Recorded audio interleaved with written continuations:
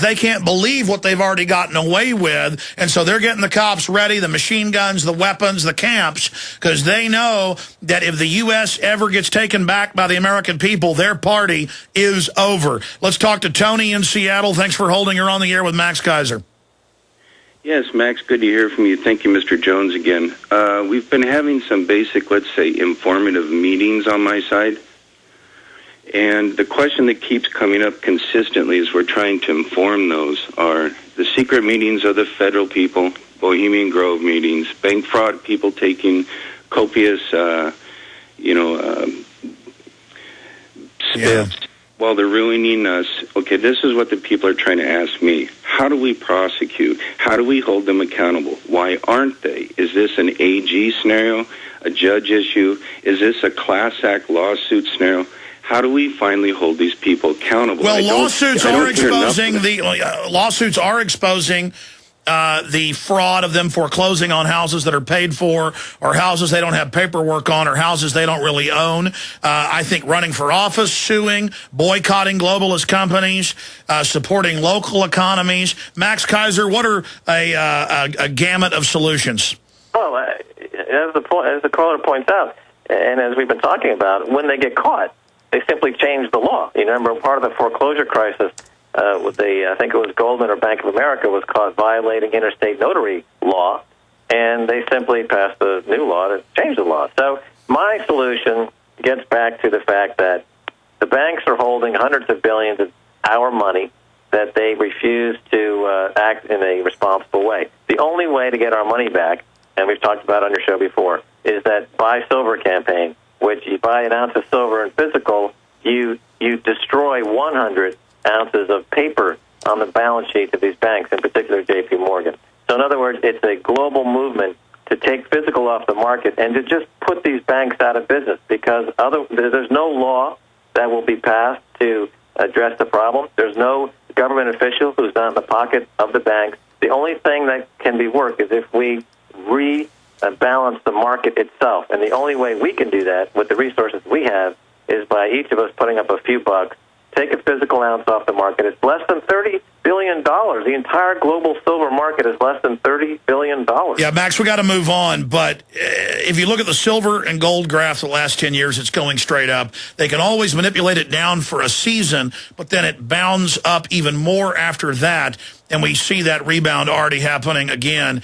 And they've reported in the last 2 months, since we launched this operation here with Max's spurring, that it's record physical purchases going on, and that separation between paper and reality is becoming more and more clear. It's happening in the energy market too, Alex. You know that the paper price for oil is $10 cheaper than the physical price? Yes. So, and this is happening in these markets all over the world, and they're becoming completely detached from reality, which is leading to incredible instability, which means that there's an incredible bank crash coming. And this is what they'll say. They'll come to us and they'll say, because the banks have crashed really this time, that what happened in 2008 was nothing, they really are crashing, we need to roll up all these currencies into a $100 trillion new lending facility in a global bank, and they'll threaten to destroy everyone's lives unless we agree to that. And my point is, we got to get the jump. Yeah, at that point, we educate everybody and we call for their arrest for the financial terrorism and say, that's enough, scammers. It's over. Then we go with the Ron Paul model. Let's go ahead and talk to Mike in Illinois. Got to move through these calls. Mike, you're on the air. Good afternoon, Mr. Jones. Good evening, Mr. Kaiser. I'd like to paint the Egyptian issue in a totally different light. If the United States has been deindustrialized and it's been handed over to China, China truly benefits from control of things like the Suez Canal and the Panama Canal. If the United States is going into decline and we're going to have to pull out of that region, that power void will be filled, at least in this projection, by a Chinese presence. Now, they benefit the most from all of this. They have access to European markets. And they have incredible interest inside our government. Our government doesn't exist anymore. As I said, it's a whorehouse where you put coins in and get enslaved Americans back. So I agree that there may be some Chinese interest in here. That's an interesting point. Go ahead. Go ahead. Right. Have at it, Max. Kaiser. Oh, yeah.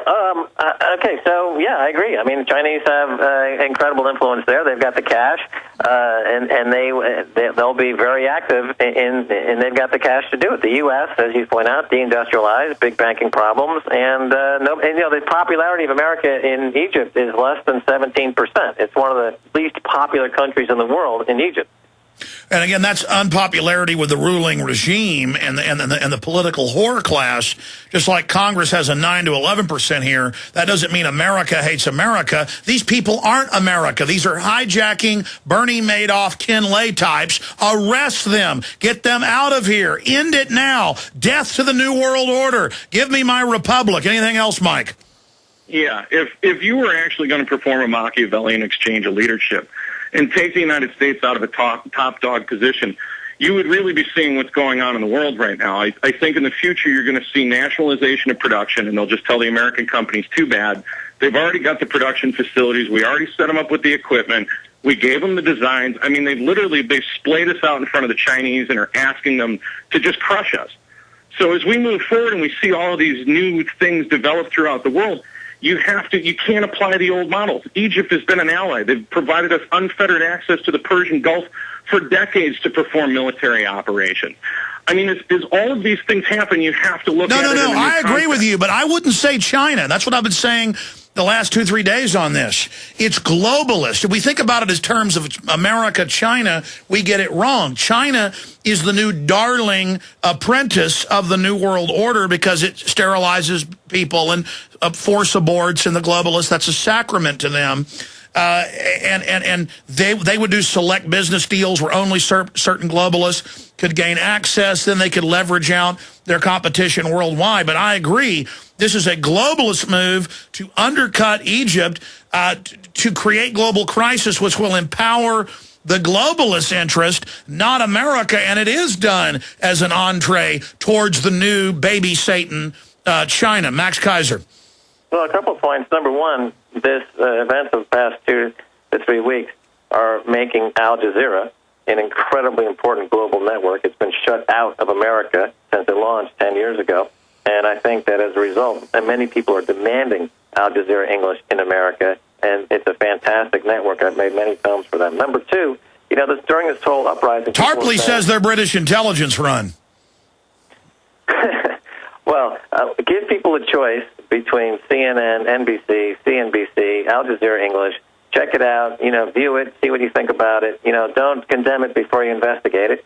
The second thing is, we've been talking about Egypt. You never hear the word Muslim or Islam, because this is a movement of the people. It's not Muslims that are revolting in Ireland or in Greece either. But it caught everybody off guard, because the narrative in all these countries, the way the U.S. keeps their thumb on a country like Egypt, of course, is to talk about them in terms of them being Islam. And, of course, in America, Islam equals terrorist fanatic. And you don't hear that because this is not what's going on here. We're actually seeing Middle Easterners or North Africans that aren't being called Beelzebub. Thank you, Mike. Let's talk to... Which is a huge change in the war, the information war, because the folks that want to control things like to position Islam in very negative terms. But this is not the case here. You never hear negative terms. Let's jam in a few final calls, people. Max. We got to get to these. Daniel in Illinois, you're on the air. Hey, what's up, Alex? This is Dan. I came across some TV info. I got an application video for the New World Order job.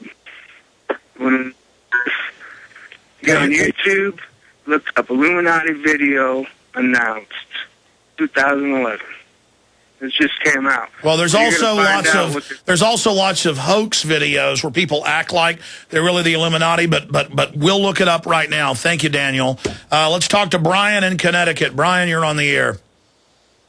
Hey, Alex, Max. This is Brian. I'm driving, so I'll try and keep this brief. Sure. First of all, I'm a first-time caller. I've been listening to you, Alex, for years. I was a Money Bomb supporter, and I just wanted to send you guys a lot of love and appreciation for helping to share a real, a real open-hearted American perspective on life and common sense. It's so refreshing. I grew up in Connecticut here, and we were just kind of indoctrinated with the the standard vaccine-based information system, and it's so refreshing. I just really wanted to thank you guys. Well, let me say all the love from here. We couldn't do it without you, the listeners who spread the word and support us. So I want to thank you. We're almost out of time.